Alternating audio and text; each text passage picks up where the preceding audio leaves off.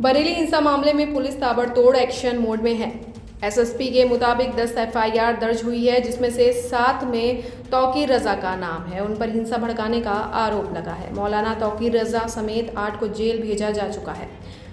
22 पुलिसकर्मी भी घायल हुए हैं। मीडिया रिपोर्ट के मुताबिक 2000 लोगों पर प्राथमिकी दर्ज की गई है। बरेली प्रशासन के मुताबिक मौके वारदात से पेट्रोल की बोतलें बरामद की गई। उपद्रव की जगह से तमंचे भी बरामद किए गए हैं।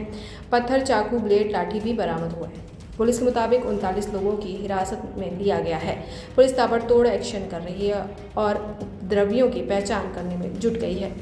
कल की घटना के संबंध में जैसा कि आप अवगत हैं कि जुमे की नमाज के बाद कुछ जगहों पे अलग अलग थाना क्षेत्रों में पुलिस और प्रशासन की जो ड्यूटियां लगी हुई थी, वहां पे कुछ लोगों के द्वारा हिंसक प्रदर्शन किया गया, जिसके संबंध में कल हम लोगों ने बताया था कि हम कठोर विधिक कार्रवाई सुनिश्चित करेंगे। उसमें हम लोगों के द्वारा अब तक कुल 10 एफआईआर दर्ज की गई हैं, जिसमें थाना कोतवाली में 5 एफआईआर दर्ज की गई हैं, थाना बारादरी में 2 एफआईआर दर्ज की गई हैं, थाना किला प्रेमनगर और कैंट में 1-1 एफआईआर दर्ज की गई है।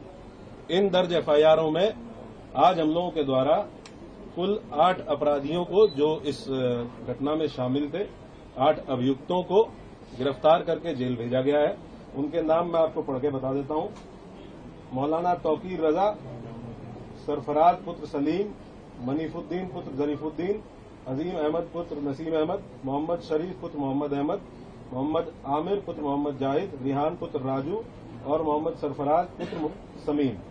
इन 8 लोगों को आज हम लोगों के द्वारा गिरफ्तार किया गया है और जो रिमांड मजिस्ट्रेट है उनके समक्ष पेश करते हुए न्यायिक हिरासत में इनको लिया गया है। कोर्ट के आदेश के उपरांत इनको संबंधित जेल में भेजा गया है। टोटल जो 10 एफआईआर दर्ज हुई है, उसमें जो प्रमुख एफआईआर है थाना कोतवाली की, इसके बारे में मैं आपको बता देता हूं। एफआईआर नंबर 489/25, जिसमें भारतीय न्याय संहिता की धारा 109(1), 109(2), 118(2), 121(2), 189(5), 191(2), 195(1), 196(1), 196(2), धारा 223, 310(2), 324(5), 324(6), 61(2), धारा 62, आपराधिक कानून संशोधन अधिनियम धारा 7, सार्वजनिक संपत्ति नुकसान निवारण अधिनियम धारा 3 और सार्वजनिक संपत्ति नुकसान निवारण अधिनियम धारा 4। इन समस्त गंभीर धाराओं में जो हमारी प्रमुख एफआईआर है, जो खलील तिराहे पे घटना हुई थी, जिसमें जो पुलिस बल वहां पे लगा हुआ था, मजिस्ट्रेट्स जो वहां पे लगे हुए थे, इनके द्वारा बहुत संयमित तरीके से वहां जो भीड़ आई अचानक से, उसको रोकने का प्रयास किया गया, समझाने बुझाने का प्रयास किया गया। उसके बावजूद इस भीड़ के द्वारा बैरिकेडिंग को तोड़ के पुलिस बल के साथ दुर्व्यवहार करते हुए इस्लामिया कॉलेज पहुंचने के लिए प्रयास किया गया और उसके अंतर्गत पुलिस के ऊपर हमलावर हुए, पुलिस के ऊपर पथराव किया गया। वहां से हम लोगों के द्वारा जो सामग्री रिकवर हुई है, उसके बारे में मैं आपको बता देता हूं। ईंट पत्थर के टुकड़े भारी मात्रा में रिकवर किए गए हैं, चप्पल जूते भारी मात्रा में, पुलिस के टूटे हुए बैरिकेड रिकवर किए गए हैं। वहां से कुछ ब्लेड्स, खोखा कारतूस 12 बोर और 315 बोर के, जो संभवतः फायरिंग में यूज होंगे, वो रिकवर किए गए हैं। जिंदा कारतूस रिकवर किए गए हैं। एक तमंचा 12 बोर का, जो संभवतः वहां किसी उपद्रवी के पास से गिर गया था भगदड़ में, एक ये रिकवर किया गया है। अवैध चाकू, लाठी, डंडे और कुछ कांच की टूटी हुई बोतलों के टुकड़े, जिनसे पेट्रोल की बदबू आ रही है, जो संभवतः पेट्रोल भर के लाया गया था। ये सारी चीजें वहां से, जो घटनास्थल था खलील तिराहे का, वहां से बरामद की गई है। 2 वाहन क्षतिग्रस्त हुए हैं, गाड़ी संख्या यूपी 32 EG 3137 और एक मोटरसाइकिल, ये 2 वाहन क्षतिग्रस्त हुए हैं। अभी 8 लोगों को हम लोगों ने गिरफ्तार किया है। टोटल हम लोगों ने 39 लोगों को अब तक हिरासत में लिया है। 8 लोगों को गिरफ्तार करके न्यायिक हिरासत में भेज दिया गया है, जेल भेज दिया गया है।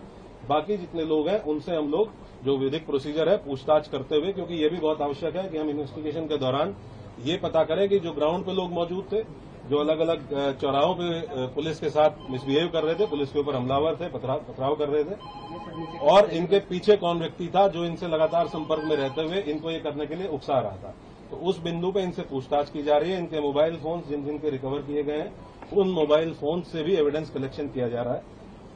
हम लोग लगातार ये सुनिश्चित करेंगे कि जो भी अभियुक्त इस घटना में शामिल थे, इन 10 एफआईआर्स में जो भी अभियुक्त शामिल थे, उन सभी की पहचान सीसीटीवी फुटेज के माध्यम से, जो हमारा मैनुअल इंटेलिजेंस होता है उसके माध्यम से, टेक्निकल इंटेलिजेंस के माध्यम से, और जो हमारे अभिसूचना विभाग है उसके माध्यम से हम लोग एकत्र करेंगे और जितने भी लोग शामिल थे प्रत्यक्ष या अप्रत्यक्ष रूप से उनकी गिरफ्तारी और उनके विरुद्ध कठोर कार्रवाई, जैसा कि माननीय मुख्यमंत्री जी और शासन की मंशा है। अपराध के विरुद्ध जीरो टॉलरेंस, कानून व्यवस्था की स्थिति एकदम दुरुस्त रहे, उसको कोई किसी भी प्रकार से बिगाड़ ना पाए और बिगाड़ने वालों के विरुद्ध जीरो टॉलरेंस, इस पर हम लोग कार्रवाई सुनिश्चित करेंगे। आपने देखा होगा कल बरेली के अंदर वो मौलाना भूल गया कि शासन किसका है। वो ये मानता था धमकी देंगे और हम जबरदस्ती जाम कर देंगे। हमने कहा जाम नहीं होगा, कर्फ्यू भी नहीं लगेगा, लेकिन कर्फ्यू का सबक तुम्हें ऐसा सिखा देंगे कि तुम्हारी आने वाली पीढ़ी दंगा करना भूल जाएगी। क्या तरीका है ये? आप सिस्टम को ब्लॉक करना चाहते हैं। और यह प्रवृत्ति थी यूपी के अंदर, 17 के पहले यही होता था। और हम इसी बात को कह सकते हैं कि 17 के बाद हमने कर्फ्यू भी नहीं लगने दिया, लेकिन ऐसे बैरियर को चुन चुन करके वे जिस प्रकार की भाषा को समझते थे उस प्रकार की भाषा से उनको समझा करके उसको उसकी सजा दिलाने का काम भी किया है। और उत्तर प्रदेश की ग्रोथ स्टोरी यहीं से शुरू होती है।